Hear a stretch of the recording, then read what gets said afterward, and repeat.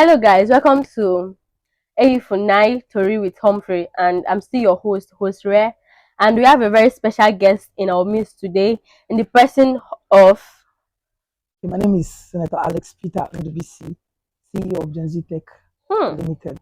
hmm. All right, welcome Senator Indubisi.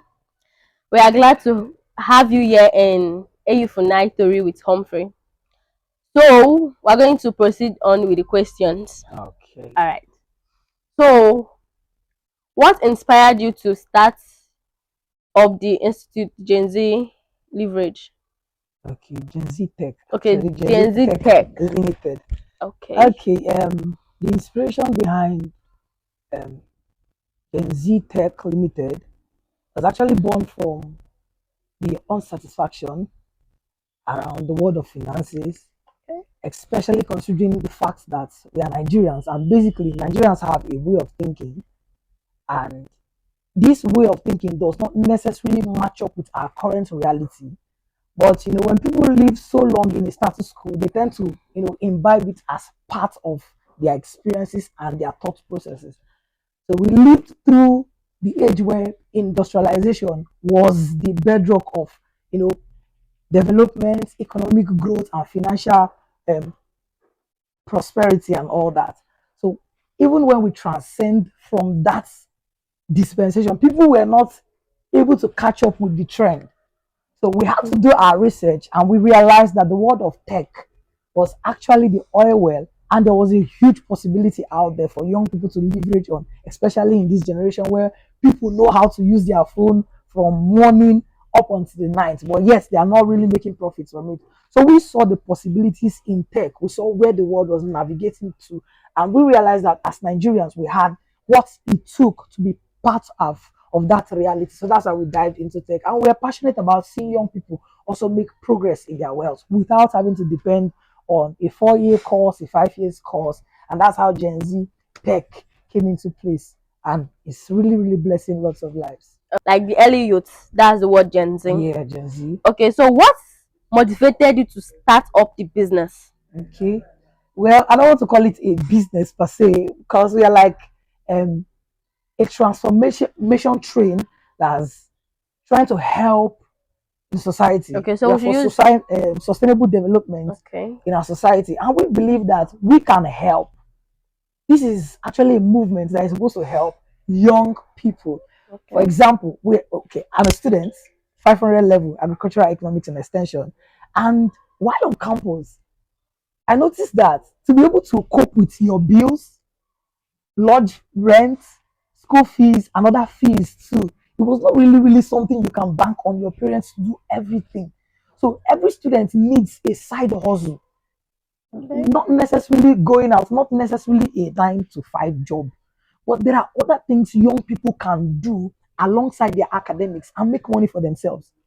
So, and for an average Gen Z that stays 247 with his phone, this is almost like a leverage. So the word, okay, at first we use Gen Z leverage. Gen Zs are good with their phone. Leverage is an advantage. Since we are Gen Zs and we always stay with our phone, this same phone you operate from morning to night can also be a source of income. So we have to, develop a system around that helps young people, students, and people all around the world. Must not necessarily be students. Okay. So can you walk us through the processes or what this your institute offers? Okay. For now, Gen Z Tech offers a wide range of digital courses, ranging from data analytics to copywriting, content writing, website development, and video editing, graphic designing, and lots more. So these are part of what we are doing for now. Gen Z Tech is going to do a lot more. We offer other opportunities for students who want to start up their journey in tech, but they don't have finances. We offer scholarships to students to Okay. study courses they would prefer, freelancing courses, and after studying it, we also give them opportunity to um, go for internship. After their internship, we also recommend jobs for them. That's very nice. So Thank you. what's your plan for the next 6 to 12 months, Okay, the next 6 to 12 months. including your personal life, please? Okay, my personal life. Oh wow, there's quite a lot. There's quite a lot we intend to do within the next 1 year. Within the next 3 months, there's going to be a tech conference that's going to be coming up by January for students, because I realized the fact that a lot of people want to actually break out of poverty. They've heard about digital skills, but they don't really know what digital skills It's is all all about. about. They don't even have a clear-cut definition of what data analytics entails. When you talk about copywriting, they just hear it as a digital skill. But how does this help them? They don't know. So what we are intending to do is to organize more like an orientation section. It's going to be like a campus-wide event. Organize a conference in the next 2 months that's going to help enlighten students, broaden their understanding of the tech space and the possibilities in tech. And when we do that, we also intend to also run a competition that will help students who do not have um, gadgets like a laptop, a smartphone, but they are interested in tech. So we're going to give them lots of consolation prizes and also scholarship. We intend quite a lot we intend to do in Gen Z Tech. Okay. Yeah. So how do you do all this and your schoolwork? How do you combine them to make your grades up? Um, Or do you put all your ideas in your tech and leaving school behind? That's a very, very, very important question. I think in my 4 years on campus, one of the most questions I've attended to was how do you manage your activities? As the directorate admin in one of the largest church on campus, my campus, Former City International. Um, I'm the course rep in my department. I was the Senate representative in my faculty till I became the Assistant Secretary General SUG and also the CEO of Gen Z Tech. Um, Multitasking is actually something we are wired to do. Okay. We are multifaceted and we are complex beings. The only thing about multitasking is that you must learn how to manage your time properly. Like I said, this interview was scheduled for 9, and once is 9, I know I have to be there by 9.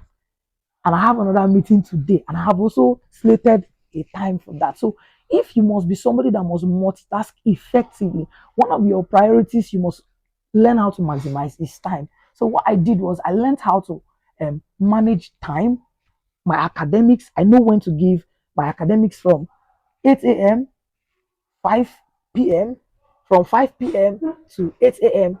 Like everything has its timetable. Okay. So you don't time is more like a commodity, it's like a currency. And if you don't know how to use it, any other thing can just fall in place. So what I do is that I do proper effective time management. I wrote a book on how to multitask effectively.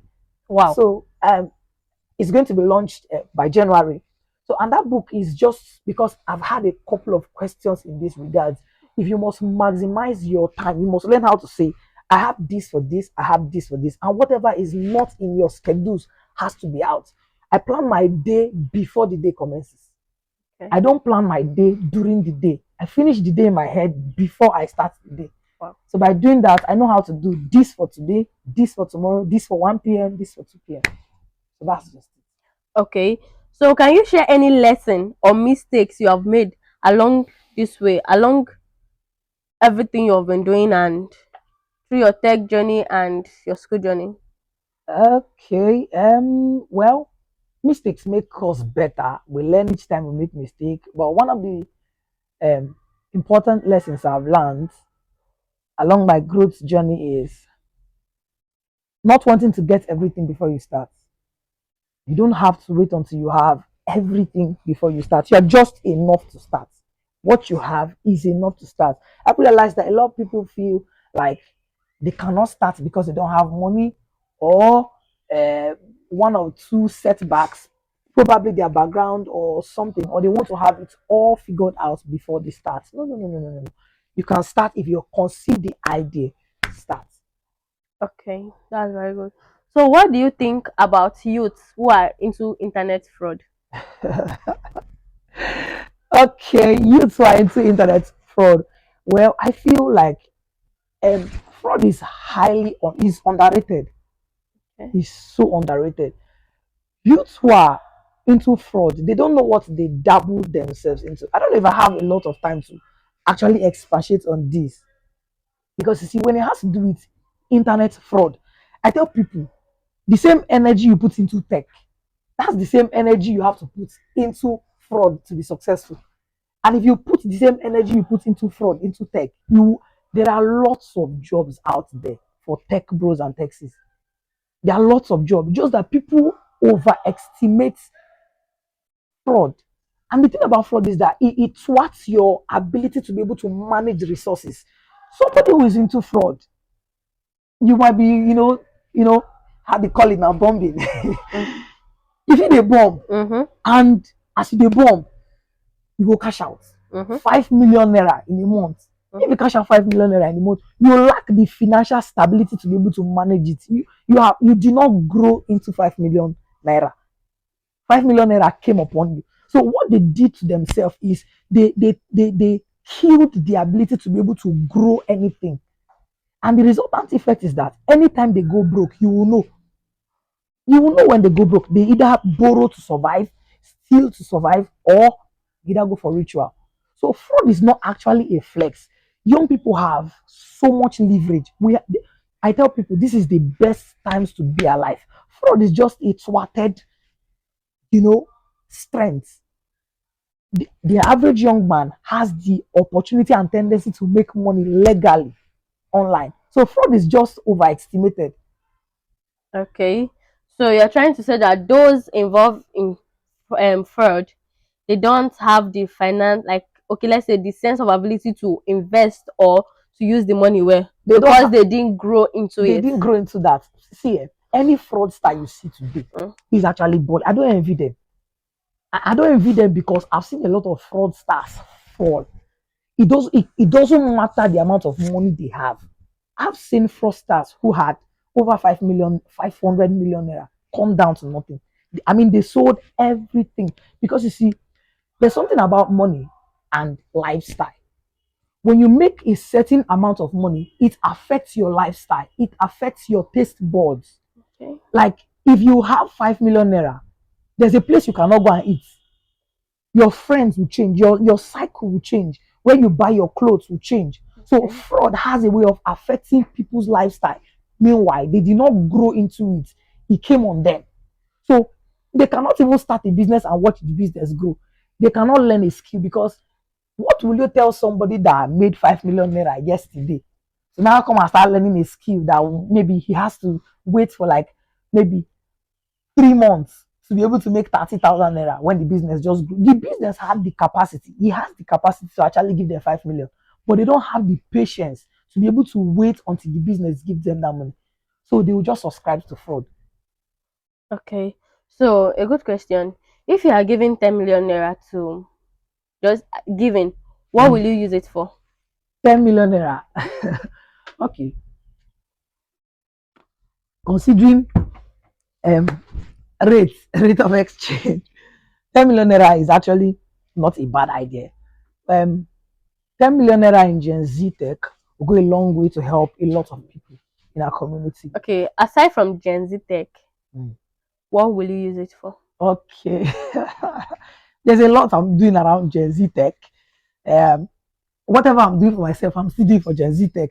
Okay, for my life, I think I'm going to ensure that Gen Z tech finds an expression in that 10 million naira. We are going to see a way to help people around us. Let's do it like this. What if Gen Z tech was not in existence? What will you use that 10 million naira to do? Okay. How will you manage it? Maybe there's actually a part of my brand I've not mentioned. I run the fashion brand, Dark 25. It's actually a corporate fashion brand. And if Gen Z tech was not in place, I think I'm still going to see that fashion brand,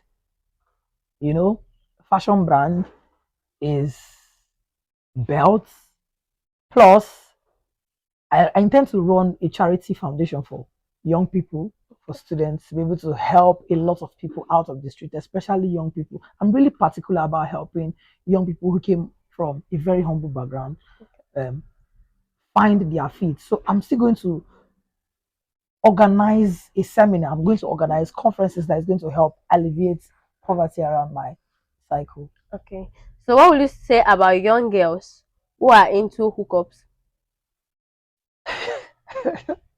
young girls are into hookup. I think for me, I feel whatever anybody does for money Mm-hmm. is not a reflection of the inability to do something else, or is not a proof that they are out of option. It's decision. When people um, sign up for hookup, it's actually a reflection of how much they've been built and what they think about themselves. When people subscribe to hookup, I feel like their training just played out and how much they feel life can offer to them. Because you see, hookup is not the only source of making money. People just choose. People choose their routes. And for people who do hookup, I think they just chose. To do it. They chose to do it. It's not like they were out of choices. It's not like they were out of options. They chose to subscribe to it. Okay, that's very good. So, what are your personal hobbies except from being a Gen Z tech CEO, school, and your fashion brand? Aside Okay. from those, what other things do you engage yourself doing? Okay. I don't know. Me, I like walking. Work is like a hobby for me. I love work.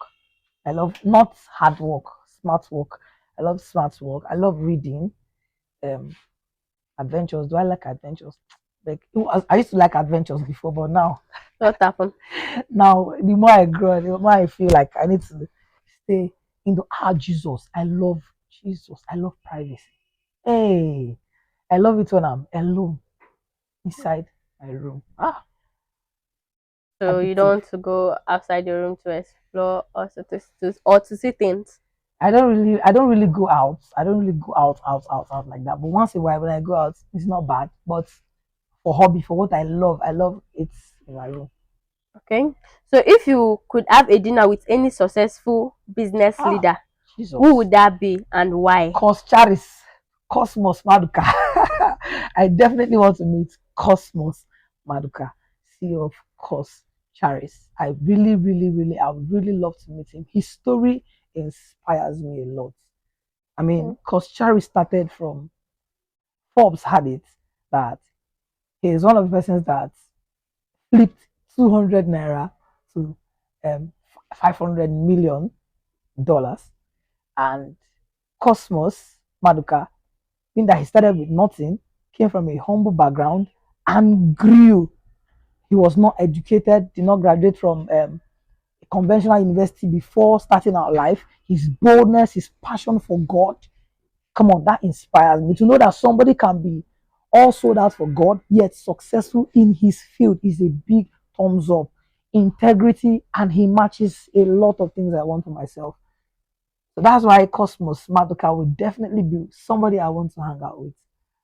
Okay, that's very good. So what are your long-term plans for your tech institute and how do you see it evolving in the next few years?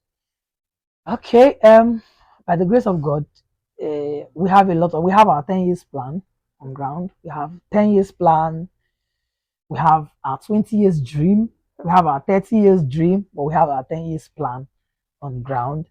And Okay. by the grace of God, we are trusting God that we don't only move from just being a tech brand, a tech agency that helps young people. We intend to move tech from being just an avenue where people make money to becoming an avenue where we can mentor people, mentor young people aright. In the coming years, a lot of people are going to do crazy things for money. Okay. They're going to do crazy things for money and they're going to neglect what we have. As see, money is not really, really, really like what we have. It's not all there is. Money is not all there is. The sanity of the young people, the emerging generation has a lot to learn from us. And if they will learn it, the truth is that they need to have money.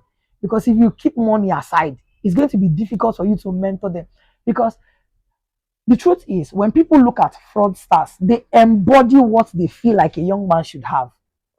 When they look at fraudsters, they flaunt their cars, flaunt their houses. So when the emerging generation wants to look at people they want to imitate because they want money, they want the lifestyle, they want financial freedom, the closest picture they have is fraudsters. Rockstars. So immediately they see that, they don't know who else to look at. Now, people who make money legitimately, they don't flaunt it. They don't mentor the emerging generation. So we intend to make Gen Z tech more like a hub of I don't want to call it a rehabilitation center, but it's going to look like it. And we're going to help a lot of people around the world. I don't, some of the plans are not things I want to Say it out. say out here, Okay. but with time, we're going to unfold them. Okay, let's say for example, I want to go into this Gen Z tech. How will I go about it?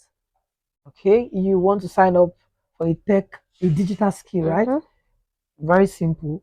Um, First of all, you identify with us, our front desk, everything, our systems and structures in place makes it very, very easy. We give you a form, a Google form, you fill the form with your email, we give you an access. We made it so easy that payments are instrumental. Yeah, by installment. You can make your payment by installment. It's easy. And while you learn, we can also recommend jobs for you. Like for data analysts, we give opportunity for data entry jobs they can do even as they learn. So these are opportunities for them. Now, if you want to enroll, we make it that easy. If you want to go for virtual classes Mm-hmm. or on-site classes, we make that available. Just in case you cannot meet up with our on-site classes, we give you opportunities to study on our website. Okay. All right. So, what advice do you have for the young ones coming up? Okay, a lot has been said already. There's a huge reward out there for us to take. And as a young person, there's a lot God has in stock for you, and there's a lot you can become. There's a whole lot you can become. If your heart can conceive possibilities, trust me, there's nothing impossible. I've seen people break out from terrible families. I've seen people break out from terrible backgrounds, terrible stories. And I've realized that people are not bad because life gave them the opportunity to be bad. People become terrible because they chose to. So I'm appealing to people out there, young people especially. There's a lot you can become. Dream it. Stay around people that fuel the best part of who you are, because your environment is not the trees and the buildings around you. Your environment is the people you keep around you. The people who you hang around play a vital role to either inspire you to be the best of yourself or be the worst. I used to tell people, my pastor used to say, he says that when you read, or when you're somebody that patronizes the idea of being a first class student, you don't just do that or attain those goals because you were determined to do it. You hit it because camped around people that motivated that interest. Outside that environment, you can be the worst of yourself. Okay. So, we'll be drawing our curtain here. Thank you for having us, sir.